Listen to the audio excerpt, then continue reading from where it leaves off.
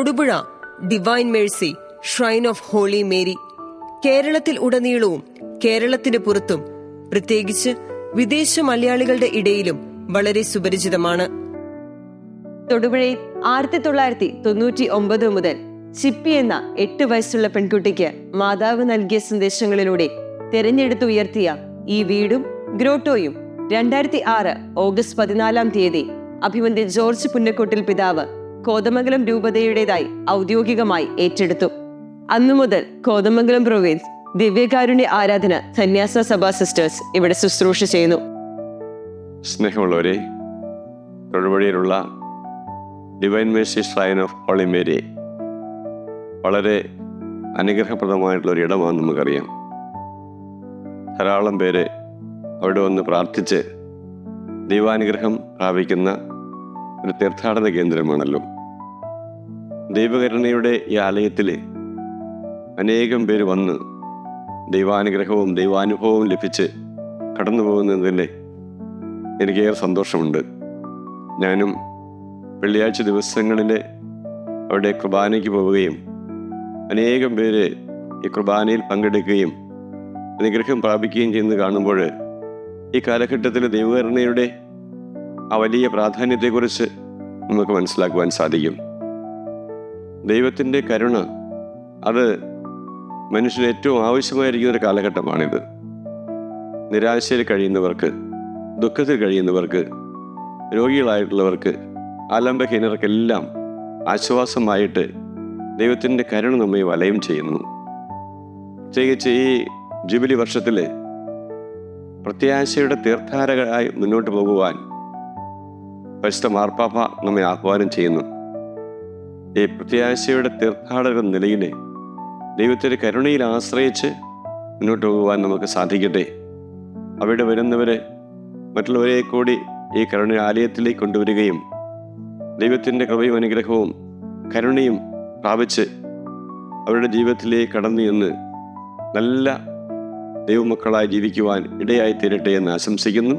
ദൈവം അനുഗ്രഹിക്കട്ടെ. തൊടുപുഴ ടൗണിൽ നിന്ന് 2 കിലോമീറ്റർ ദൂരത്ത് സ്ഥിതി ചെയ്യുന്ന ഈ തീർത്ഥാടന കേന്ദ്രത്തിലേക്ക് തൊടുപുഴ പാലാ റോഡിൽ നിന്ന് 500 മീറ്ററും തൊടുപുഴ ഇടുക്കി റോഡിൽ നിന്ന് 700 മീറ്ററുമാണുള്ളത്. നമുക്ക് ആദ്യമായി ദൈവകരുണയുടെ വിശുദ്ധ സങ്കേതമായ ഷ്രൈനിന്റെ ചാപ്പലിലേക്ക് പ്രവേശിക്കാം. ഇവിടെ എഴുതിയിരിക്കുന്നത് ദൈവകരുണയുടെ വിശുദ്ധ സങ്കേതം എന്നാണ്. ദൈവകരുണയിൽ ശരണപ്പെടുന്ന ഏവർക്കും ഈ ഷ്രൈൻ ഒരു വിശുദ്ധ സങ്കേതം തന്നെയാണെന്ന് ഇവിടെ ഓരോ ദിവസവും ലഭിച്ചുകൊണ്ടിരിക്കുന്ന സാക്ഷ്യങ്ങൾ വിളിച്ചു പറയുന്നു.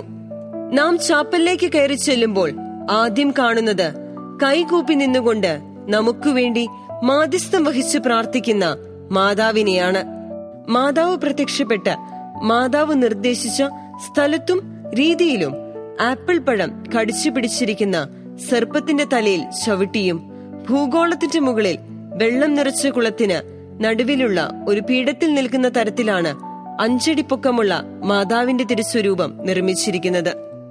മാതാവിന്റെ രൂപത്തിന് മുന്നിൽ വന്ന് പ്രാർത്ഥിക്കുന്നവരെ അനുഗ്രഹിക്കുന്ന രീതിയിൽ കൈനീട്ടി നിൽക്കുന്ന ഈശോയുടെ രൂപവും അതിനു നടുവിലായി പൂപാത്രവുമായി നിൽക്കുന്ന മഗ്ദലേന മറിയത്തിന്റെ രൂപവും 2001 ജനുവരി മാസത്തിൽ ചാപ്പൽ പണിയുന്ന സമയത്ത് സ്ഥാപിക്കപ്പെട്ടു. ദൈവകരുണയിൽ ശരണപ്പെട്ടാൽ ഏറ്റവും വലിയ പാപിക്കും ഏറ്റവും വലിയ വിശുദ്ധനാകാൻ സാധിക്കും എന്ന് ഈശോ വിശുദ്ധ ഫൗസ്റ്റീനയിലൂടെ നൽകിയ വാഗ്ദാനത്തെ അനർത്ഥമാക്കുന്ന രീതിയിലാണ് ഈ 3 രൂപങ്ങളും സ്ഥാപിച്ചിരിക്കുന്നത്.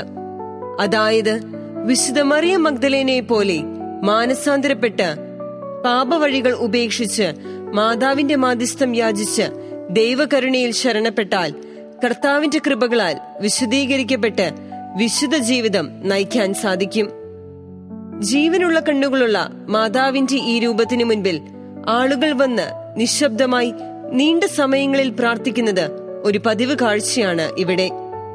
നമ്മുടെ ആവശ്യങ്ങളും വേദനകളും സങ്കടങ്ങളും ഒരു സുഹൃത്തിനോട് പറയുന്നത് പോലെ പറഞ്ഞേൽപ്പിക്കാനാണ് ദൈവകരുണയുടെ മാതാവ് പ്രത്യേകം നിർദ്ദേശിച്ചിരിക്കുന്നത്.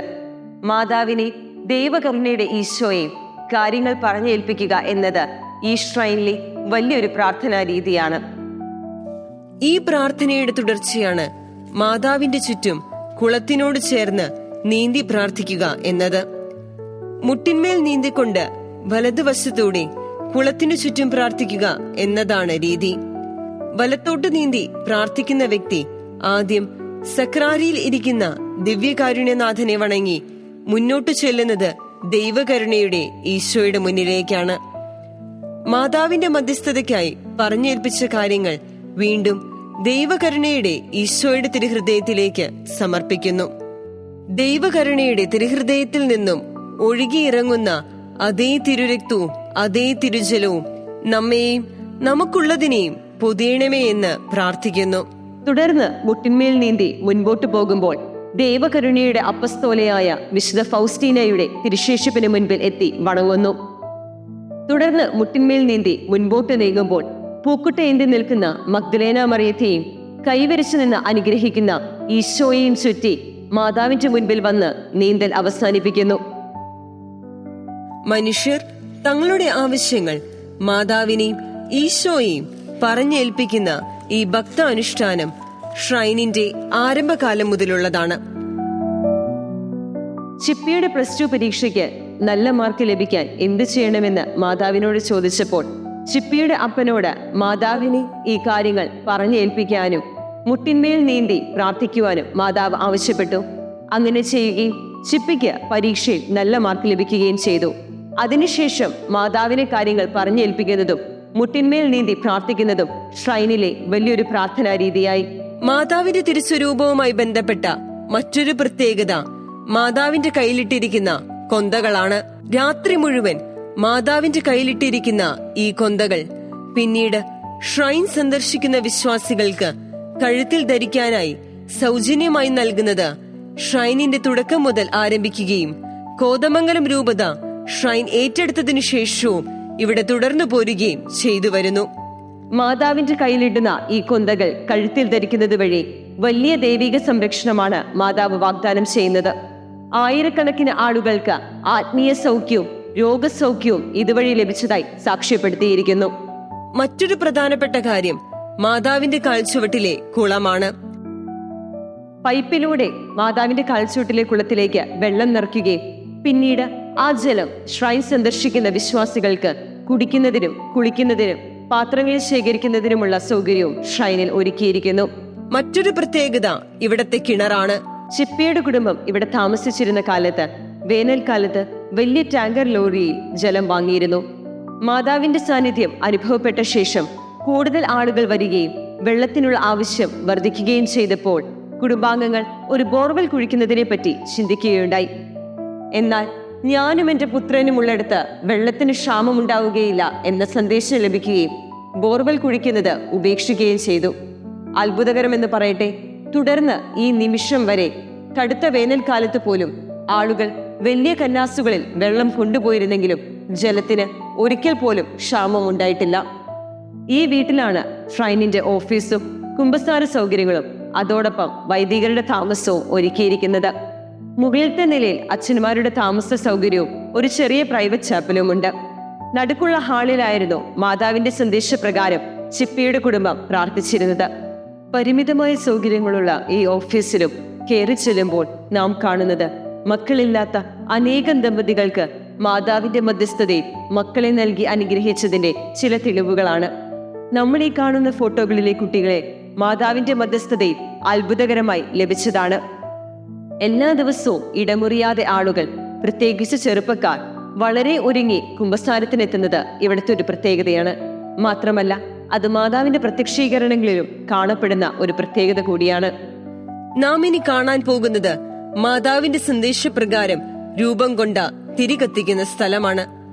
ഈ തീർത്ഥാടന കേന്ദ്രത്തിൽ മാതാവ് നൽകിയിരിക്കുന്ന സന്ദേശങ്ങളുടെ സുപ്രധാന കാര്യമാണ് ഇവിടെ പൂർത്തീകരിക്കപ്പെടുന്നത്.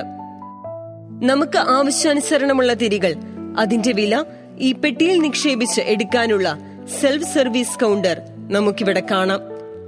മാതാവ് നൽകിയിരിക്കുന്ന വളരെ പ്രധാനപ്പെട്ട ഒരു സന്ദേശത്തെ അടിസ്ഥാനപ്പെടുത്തിയാണ് തിരികത്തിക്കുന്ന സ്ഥലം രൂപം കൊണ്ടത്.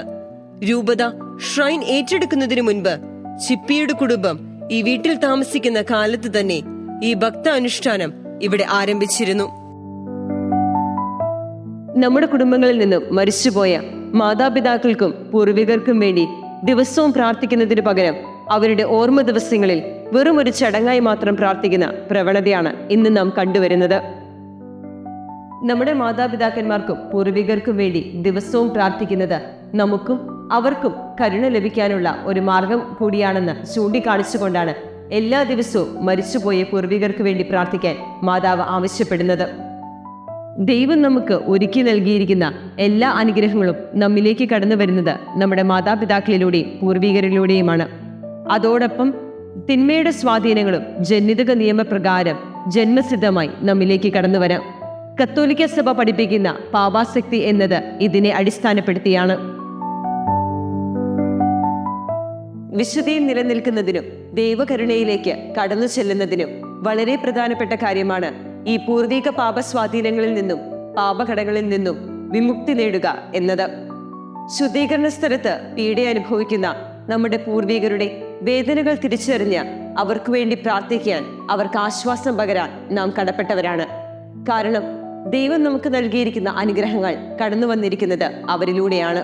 ഷ്രൈൻ സന്ദർശിക്കുന്നവർക്ക് പൂർവിക ആത്മാക്കളെ ദൈവകരുണയിലേക്ക് സമർപ്പിക്കുന്നതിനായി, കുടുംബാംഗങ്ങളെ പൂർവികരെ കണ്ടുപിടിക്കുന്നതിനായി ഒരു കുടുംബ വൃക്ഷച്ചാട്ട് ഉണ്ടാക്കാൻ മാതാവ് ആവശ്യപ്പെട്ടു. നല്ല കുമ്പസാരം നടത്തി വിശദീകരിക്കപ്പെട്ടതിന് ശേഷം വേണം ഈ സമർപ്പണം നടത്താൻ. 4 തലമുറയ്ക്ക് മുകളിലുള്ള പൂർവികരെ കുറിച്ച് അറിയാമെങ്കിൽ അവരെയും ഇവിടെ തിരികത്തിച്ച് സമർപ്പിക്കേണ്ടതാണ്. പൂർവികരെ ദൈവകരുണയിലേക്ക് സമർപ്പിക്കുന്നതോടൊപ്പം നമ്മുടെ പ്രത്യേകമായ നിയോഗങ്ങളും മാതാവിന്റെ മധ്യസ്ഥതയിലൂടെ ദൈവകരുണയിലേക്ക് സമർപ്പിക്കുന്നതിനായി തിരികത്തിച്ച് പ്രാർത്ഥിക്കണമെന്ന് മാതാവ് പ്രത്യേകമായി നിർദ്ദേശിച്ചിരിക്കുന്നു. അബോഷനായതും അബോഷൻ ചെയ്തതുമായ കുഞ്ഞുങ്ങൾ, വളരെ ചെറുപ്പത്തിൽ മരിച്ചുപോയ കുഞ്ഞുങ്ങൾ എന്നിവരെയും തിരികത്തിച്ച് സമർപ്പിക്കേണ്ടതാണ്. മരിച്ചുപോയ സ്നേഹിതർക്ക് വേണ്ടിയും ശത്രുക്കൾക്ക് വേണ്ടിയും തിരികത്തിച്ച് പ്രാർത്ഥിക്കുന്നത് നല്ലതാണ്. തലതൊട്ടപ്പനെയും തലതൊട്ടമ്മയും പേരിന്റെ കാരണക്കാരായവരെയും ഇവിടെ തിരികത്തിച്ച് സമർപ്പിക്കേണ്ടതാണ്. വീട്, വീട്ടാവശ്യങ്ങൾ, ജോലി സംബന്ധമായ കാര്യങ്ങൾ എന്നിവയും തിരികത്തിച്ച് ദൈവകരുണയിലേക്ക് സമർപ്പിക്കേണ്ടതാണ്. വിശുദ്ധ ഫൗസ്റ്റീനയിലൂടെ ദൈവകരുണ ലഭിക്കാനും ദൈവകരുണയുടെ ആഴങ്ങളിലേക്ക് കടന്നു ചെല്ലാനും ഈശോ വെളിപ്പെടുത്തിയ 8 മാർഗങ്ങളും അതോടൊപ്പം ദൈവകരുണയുടെ മാതാവ് വെളിപ്പെടുത്തിയ 7 മാർഗങ്ങളും ഈ ഷ്രൈനിൽ തുറക്കപ്പെട്ടിരിക്കുന്നത് കൊണ്ടാണ് ദൈവകരുണയുടെ വിശുദ്ധ സങ്കേതമെന്ന് divine mercy shrine of holy Mary അറിയപ്പെടുന്നത്. ഈശോ വിശുദ്ധ ഫൗസ്റ്റീനയിലൂടെ വെളിപ്പെടുത്തിയ ദൈവകരുണയുടെ സന്ദേശങ്ങളിൽ പ്രധാനപ്പെട്ടവ ഇവയൊക്കെയാണ്. 1. 3 മണി സമയം. 2. 3 മണി പ്രാർത്ഥന. 3. ദൈവകരുണയുടെ ജപമാല. എല്ലാ ദിവസവും ഉച്ച കഴിഞ്ഞ് 3 മണി നേരത്ത് ഈശോയുടെ പീഡാനുഭവവും കുരിശുമരണവും ഓർത്തുകൊണ്ട് ലോകം മുഴുവൻ ദൈവകരുണ വ്യാപിക്കുന്നതിന് വേണ്ടി ഷ്രൈനിൽ എല്ലാ ദിവസവും ദൈവകരുണയുടെ ജപമാല ചൊല്ലി പ്രാർത്ഥിക്കാറുണ്ട്. 4. ദൈവകരുണയുടെ ഛായാചിത്രം. ദൈവകരുണയുടെ വലിയൊരു ഛായാചിത്രം ഇവിടെ സ്ഥാപിച്ചിരിക്കുന്നു. ആളുകൾക്ക് വീടുകളിൽ കൊണ്ടുപോകുന്നതിനും വണങ്ങുന്നതിനുമുള്ള ചിത്രം ഇവിടെ നിന്ന് ലഭിക്കുന്നതാണ്. എല്ലാ വെള്ളിയാഴ്ചകളും ഈ ചിത്രത്തിൽ വലിയൊരു പൂമാല അണിയിക്കുന്നത് ഇവിടുത്തെ വലിയൊരു നിയോഗവും ഭക്താനുഷ്ഠാനവുമാണ്. 5. ദൈവകരുണയുടെ നൊവേന. എല്ലാ ദിവസവും രാവിലത്തെ കുർബാനയ്ക്ക് ശേഷവും വെള്ളിയാഴ്ചകളിൽ നടക്കുന്ന 7 കുർബാനയ്ക്ക് ശേഷവും ദൈവകരുണയുടെ നൊവേന നടത്താറുണ്ട്. ദൈവകരുണയുടെ തിരുനാളിന് മുന്നോടിയായി ദുഃഖവെള്ളിയാഴ്ച മുതൽ ആരംഭിക്കുന്ന 9 ദിവസത്തെ നൊവേനയും ദൈവകരുണയുടെ പ്രഘോഷണവും ആഘോഷമായി നടത്തപ്പെടുന്നു. 6. ദൈവകരുണയുടെ തിരുനാൾ. ഈസ്റ്റർ കഴിഞ്ഞു വരുന്ന ഞായറാഴ്ചയാണ് ദൈവകരുണയുടെ തിരുനാൾ. ഷ്രൈനിലെ ഏറ്റവും വലിയ തിരുനാളായി ദൈവകരുണയുടെ തിരുനാൾ ആഘോഷിക്കപ്പെടുന്നു. ദൈവകരുണയുടെ തിരുനാളിനോട് അനുബന്ധിച്ച് പൂർണ്ണദണ്ഡ വിമോചനം എല്ലാ ദൈവജനത്തിനും ലഭിക്കുന്നതിന് വേണ്ട സൗകര്യങ്ങൾ ഷ്രൈനിൽ ഒരുക്കിയിരിക്കുന്നു.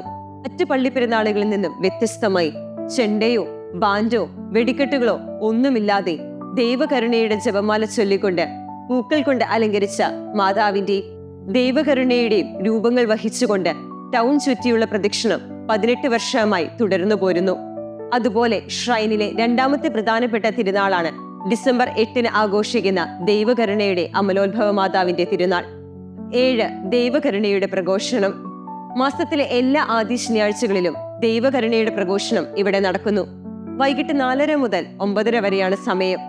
ആദ്യം കുരിശിന്റെ വഴി, തുടർന്ന് വിശുദ്ധ കുർബാന, പിന്നീട് വചന പ്രഘോഷണം, ദിവ്യകാരുണ്യ ആരാധന, ദിവ്യകാരുണ്യ പ്രദക്ഷിണം, അവസാനമായി ജപമാല പ്രദക്ഷിണം എന്നിവയും നടത്തുന്നു. 8. മറ്റുള്ളവരോട് വാക്കുകളിലൂടെയും പ്രവൃത്തികളിലൂടെയും പ്രാർത്ഥനകളിലൂടെയും കരുണ കാണിക്കാനുള്ള അവസരം ഷ്രൈനിൽ ഒരുക്കിയിരിക്കുന്നു. കോതമംഗലം രൂപത ഷ്രൈൻ ഏറ്റെടുത്തതിനു ശേഷം ഇവിടെ ഉണ്ടായിരിക്കുന്ന എല്ലാ സൗകര്യങ്ങളും പുതിയ പള്ളി പണിയുന്നതിനായി വാങ്ങിയ സ്ഥലങ്ങളുമെല്ലാം ഷ്രൈൻ സന്ദർശിക്കുന്ന തീർത്ഥാടകരുടെ കരുണയുടെ പ്രവൃത്തികളുടെ സാക്ഷ്യപത്രമാണ്. എല്ലാ ആഴ്ചകളിലും ബുധനാഴ്ചയും വ്യാഴാഴ്ചയും ഷ്രൈനു വേണ്ടിയും ലോകം മുഴുവനും വേണ്ടിയും ദൈവരാജ്യത്തിനു വേണ്ടിയും മധ്യസ്ഥ പ്രാർത്ഥനയിലൂടെ പ്രാർത്ഥന വഴി കരുണ കാണിക്കുക എന്ന ലക്ഷ്യം പൂർത്തിയാക്കുന്നു. മാനസാന്തര പാതയിൽ ചലിക്കുകയും ദൈവകരുണയിൽ ശരണപ്പെടുകയും ചെയ്യുന്ന പാപികളായ മനുഷ്യർക്ക് ദൈവകരുണ എന്ന കൃപാമഹത്വം നേടിക്കൊടുക്കാനായി ദൈവസന്നിധിയിൽ മാധ്യസ്ഥം വഹിക്കുകയും ദൈവകരുണ ലഭിക്കുന്നതിനുള്ള പുതിയ വഴികൾ തുറന്നു തന്നുകൊണ്ട് സഹായിക്കുകയും തന്റെ മക്കൾക്കെതിരെ ദൈവസന്നിധിയിൽ ആരോപണം ഉയർത്തുന്ന സാത്താനെതിരായി അവരുടെ പുണ്യങ്ങൾ ഉയർത്തിപ്പിടിച്ചുകൊണ്ട് നിരന്തരം ദൈവസിംഹാസനത്തിനു മുമ്പാകെ വാദിക്കുകയും ചെയ്യുന്ന ദൈവകരുണയുടെ മാതാവിനെ നമ്മുടെ മധ്യസ്ഥയും സഹരക്ഷകയും അഭിഭാഷകയുമായി നമുക്ക് വിശേഷിപ്പിക്കാം. കേരളത്തിലെ ആദ്യത്തെ ദൈവകരുണയുടെ തീർത്ഥാടന കേന്ദ്രമായ തൊടുപുഴ ഡിവൈൻ മേഴ്സി ഷ്രൈൻ്റെ ഉത്ഭവത്തെക്കുറിച്ചും അതുപോലെ തന്നെ അതിൻ്റെ വളർച്ചയെക്കുറിച്ചും അത് എത്തി നിൽക്കുന്ന അവസ്ഥയെക്കുറിച്ചുമൊക്കെ നമ്മൾ ഈ ചിത്രീകരണത്തിലൂടെ മനസ്സിലാക്കുകയായിരുന്നല്ലോ. ഇതെല്ലാം മനസ്സിലാക്കിയപ്പോൾ ഒരു കാര്യം നമുക്ക് വ്യക്തമായി: കർത്താവിൻ്റെ കരുണയിൽ ആശ്രയിക്കാനും ലോകം മുഴുവനും ദൈവകരുണ വ്യാപിക്കാനും തമ്പുരാൻ്റെ പദ്ധതിയിൽ തിരഞ്ഞെടുക്കപ്പെട്ട ഒരാലയം തന്നെയാണ് തൊടുപുഴ ഡിവൈൻ മേഴ്സി ഷ്രൈൻ. ഈ ആലയത്തിൽ ഓരോ ദിവസവും കടന്നു വരുന്ന നൂറുകണക്കിന് ദൈവമക്കൾ ഇത് സാക്ഷ്യപ്പെടുത്തുന്നുണ്ട്. അവർ അവരുടെ ജീവിതാനുഭവങ്ങളിലൂടെ, അതുപോലെ തന്നെ അവരുടെ ആത്മീയ ജീവിതത്തിലും കുടുംബജീവിതത്തിലും ഭൗതിക ജീവിതത്തിലും ഒക്കെ ദൈവം ഇടപെടുന്ന നിരവധിയായ അനുഭവങ്ങളിലൂടെ അവരത് വ്യക്തമാക്കുന്നുണ്ട്. അപ്പം അതുകൊണ്ട് ഈ ദൈവകരുണയുടെ ഈ തീർത്ഥാടന കേന്ദ്രം നമുക്ക് എന്നും ആശ്രയിക്കാവുന്ന ഒരഭയകേന്ദ്രമായി തീരട്ടെ എന്ന് ആഗ്രഹിക്കുകയാണ്, പ്രാർത്ഥിക്കുകയാണ്. മാത്രമല്ല, ഈ തീർത്ഥാടന കേന്ദ്രത്തിൽ, ദൈവകരുണയുടെ ഈ തീർത്ഥാടന കേന്ദ്രത്തിൽ ഓരോ ദിവസവും നടക്കുന്ന ശുശ്രൂഷകളിൽ പങ്കുചേരാൻ നിങ്ങളെ ഏവരെയും സ്നേഹപൂർവ്വം ക്ഷണിക്കുന്നു. ഇവിടെ വന്ന് ഈശോയുടെ സന്നിധിയിൽ ഇരുന്നു കൊണ്ട് പ്രാർത്ഥിക്കാനും അതുപോലെ തന്നെ പരിശുദ്ധ അമ്മയുടെ മധ്യസ്ഥം തേടാനും ദൈവകരുണയുടെ തീർത്ഥജലം സ്വീകരിക്കാനും അതുപോലെ സൗകര്യവും സാഹചര്യവും ഉള്ളവർക്ക് നിത്യാരാധനാ ചാപ്പലിൽ ഇരുന്നു കൊണ്ട് കൂടുതൽ സമയം പ്രാർത്ഥിക്കാനും ഒക്കെ സാധിക്കട്ടെ. ഒപ്പം ഈ തീർത്ഥാടന കേന്ദ്രത്തെക്കുറിച്ച് നമുക്ക് മറ്റുള്ളവരോട് പറയാനും കൂടുതൽ പേരെ ഈ ആലയത്തിലേക്ക് കൂട്ടിക്കൊണ്ടുവരാനും നമുക്കിടയാകട്ടെ. അങ്ങനെ ദൈവകരുണയുടെ പ്രഘോഷകരായിട്ട് മാറാനും നമുക്കെല്ലാവർക്കും സാധിക്കട്ടെ എന്ന് ആശംസിക്കുകയാണ്. ഈ തീർത്ഥാടന കേന്ദ്രത്തിൻ്റെ ഉത്ഭവവും വളർച്ചയുമായിട്ട് ബന്ധപ്പെട്ട എല്ലാ വ്യക്തികളെയും ദൈവം സമൃദ്ധമായിട്ട് അനുഗ്രഹിക്കട്ടെ എന്ന് പ്രാർത്ഥിക്കുന്നു. അതുപോലെ തന്നെ ഇതിൻ്റെ വളർച്ചയിൽ ഓരോ യത്നിക്കുന്ന, അല്ലെങ്കിൽ അതിനുവേണ്ടി ഒത്തിരി ത്യാഗങ്ങൾ ഏറ്റെടുക്കുന്ന, ഒത്തിരി പ്രോത്സാഹനം നൽകുന്ന രൂപതാധികാരികളെയും ഒപ്പം ഈ ആലയത്തിന് വേണ്ടിയിട്ട് യത്നിക്കുന്ന എല്ലാ പ്രേക്ഷിതരെയും, ഇവിടെയുള്ള എല്ലാ ശുശ്രൂഷകരെയും സ്നേഹത്തോടെ തമ്പുരാൻ്റെ സന്നിധിയിൽ സമർപ്പിക്കുകയും അവരുടെ മേൽ ധാരാളം ദൈവകൃപ വർഷിക്കപ്പെടട്ടെ എന്ന് പ്രാർത്ഥിക്കുകയും ചെയ്യുന്നു. ഇന്ന് ഈ ചിത്രീകരണം, ഈ ഡോക്യുമെൻ്ററി ഇതുപോലെ പൂർത്തിയാക്കാനായിട്ട് സഹായിക്കുകയും സഹകരിക്കുകയും ചെയ്തവരെയും അഭിനന്ദിച്ചുകൊണ്ടും എല്ലാവരെയും സ്നേഹത്തോടെ ഈ തീർത്ഥകേന്ദ്രത്തിലേക്ക് സ്വാഗതം ചെയ്തുകൊണ്ടും നിർത്തുന്നു.